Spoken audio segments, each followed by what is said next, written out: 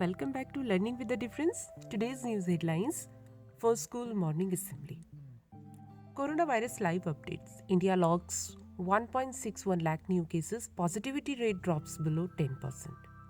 Master plan discussed for redevelopment of AIMS into world-class university. Delhi Lieutenant Governor Anil Bajlal. In 5 years, Northern Railways scrapped over 5,000 jobs, reveals RTI query. House panel seeks uniform ticket cancellation charges across airlines as cancellation fees are not regulated. Rahul Gandhi to visit Chhattisgarh today, lay foundation stone of AMAR JAWAN JYOTI on premises of the 4th Battalion, Chhattisgarh Armed Forces, Mana, Raipur. And now some international news. 770-kilometer lightning in 2020 across Mississippi, Louisiana, and Texas in the southern US, declared longest single bolt recorded. New Zealand to not allow foreign visitors until October as it cautiously dismantles some of the world's toughest pandemic border restrictions.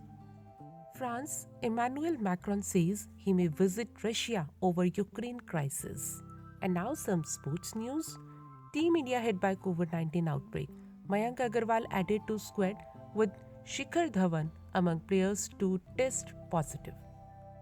Indian Premier League 2022 need players who can adapt to all conditions, says Kolkata Knight Riders bowling coach Bharat Arun. Australia coach Justin Langer refuses morally inappropriate bonus due to CA's massive COVID job cuts.